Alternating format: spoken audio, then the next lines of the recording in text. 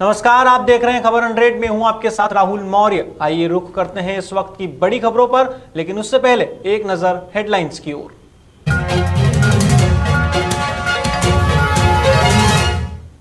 Corona का नया strain पुराने वायरस से खतरनाक, बच्चों को तेजी से करता है संक्रमित।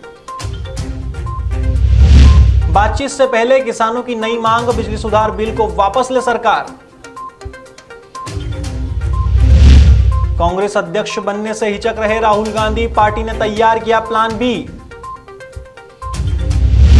उत्तर प्रदेश घृणा की राजनीति का केंद्र बना, 104 पूर्व आईएएस अधिकारियों ने योगी आदित्यनाथ को लिखा पत्र।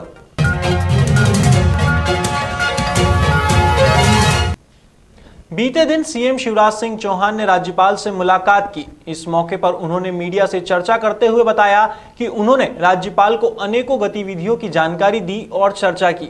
खास तौर पर जो अध्यादेश लाए गए हैं उनके बारे में राज्यपाल से चर्चा की गई है।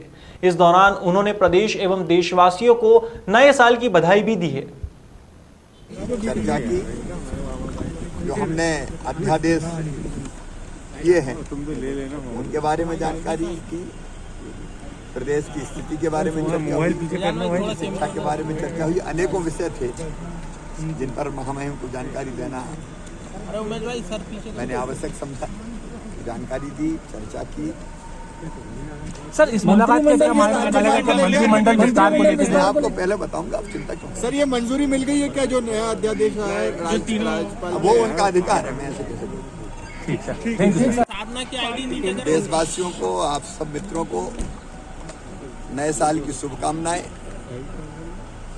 पुराना तो थोड़ा ऐसा बीता के भगवान से ही प्रार्थना करते हैं कि कोरोना जैसे चक्कर अब समाप्त हो जाए और नया साल सुख से और चैन से कटे, सब सुखी हो, सब निरोग हो, सबका मंगल हो, सबका कल्याण हो, तेजी से विकास कर पाएं, अर्थव्यवस्था मजबूत हो, खेती हमारे किसान भाइयों की आय दुगनी कर पाएं, नौजवानों को रोजगार दे पाएं, महिला सशक्तिकरण कर पाएं, माफियाओं का विनाश कर पाएं, लोग सुख से आगे बढ़ें।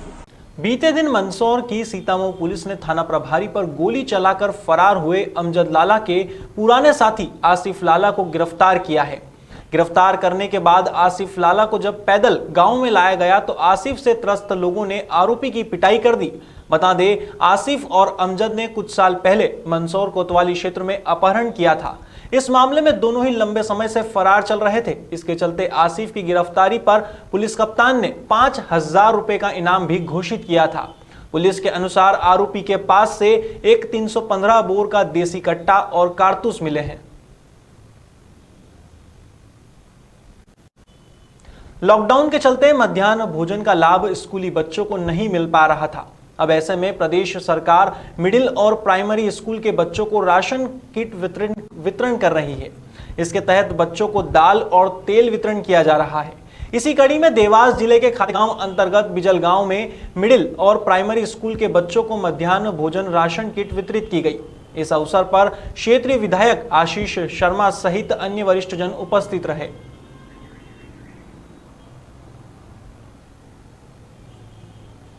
श्री राम जन्मभूमि तीर्थ क्षेत्र अभियान के चलते अलीराजपुर के उदयगढ़ में मातृ शक्ति व दुर्गा वाहिनी ने कलश यात्रा व राम रथ यात्रा का आयोजन किया। इस दौरान यात्रा में हिंदू समाज के कार्यकर्ताओं ने बड़े उत्साह के साथ भाग लिया। वहीं यात्रा में मुख्य अतिथि के रूप में शामिल हुए विश्व हिंदू परिषद के विभाग संगठन मंत्री दीपक मकवाना ने हिंदू समाज को संबोधित करते हुए कहा कि हिंदू में अमीर गरीब, छोटा बड़ा, उच्च नीच के भाव को छोड़ केवल हिंदुत्व का भाव होना चाहिए।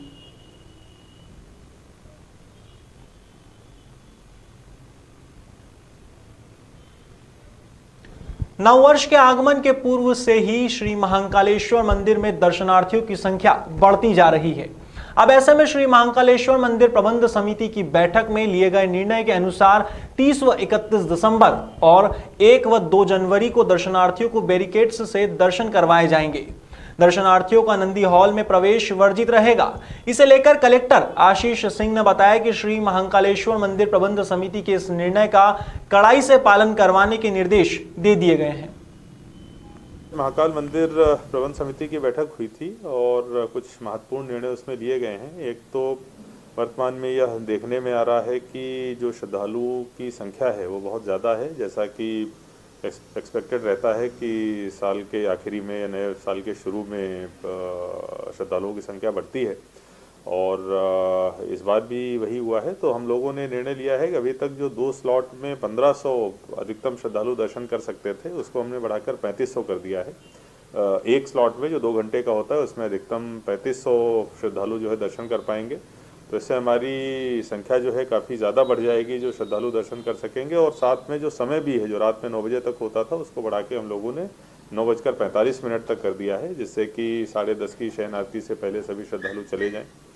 इसके अलावा वहाँ से संबंधित कुछ जो फोटोग्राफरों के वो थे इश्यूज़ थे, उनको लेके हम लोगों ने उनकी 6 महीने की जो शुल्क थे उनको माफ़ किया है।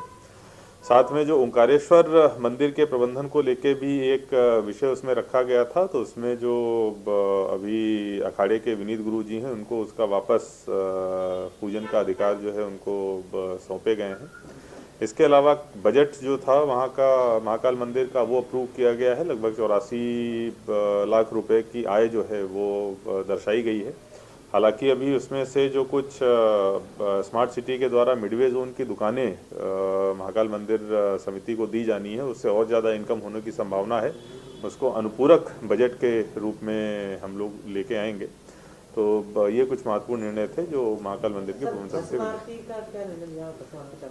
देखिए, भस्म आरती अभी चालू करने का निर्णय जो है वो नहीं लिया गया है। प्रबंध समिति में सभी सदस्यों की ये राय थी, क्योंकि वो बंद एक जगह होती है और वहाँ पर अगर बहुत ज़्यादा समय तक लोग एक साथ बैठेंगे तो निश्चित रूप से कोरोना के संक्रमण का खतरा रहेगा, और कोरोना के संक्रमण का खतरा अभी भी बना हुआ है, तो उसको किया गया। और इसके साथ साथ चूँकि श्रद्धालुओं की संख्या बड़ी है और ख़ास तौर पर जो नंदी हॉल में जाके दर्शन हो रहे हैं उसमें भी संख्या बड़ी है, तो ये भी प्रबंध समिति में डिसाइड हुआ है कि 30, 31, 1 और 2 इन 4 दिनों में नंदी हॉल के अंदर भी प्रवेश पूरी तरीके से वर्जित रहेगा। अगर कोई प्रोटोकॉल के माध्यम से भी जा रहा है तो उसको जो सेकेंड बैरिकेडिंग है उसके माध्यम से दर्शन होंगे। नंदी हॉल में उसका जो प्रवेश है वो प्रतिबंधित रहेगा, और भस्म आरती और गर्भगृह में प्रवेश जैसा पहले था वैसा आगे भी प्रतिबंधित रहेगा जब तक कि आगामी आदेश नहीं निकाले जाए। फिलहाल खबरों में इतना ही। देश और दुनिया की तमाम खबरों के लिए देखते रहिए खबर 100, जनता की बुलंद आवाज।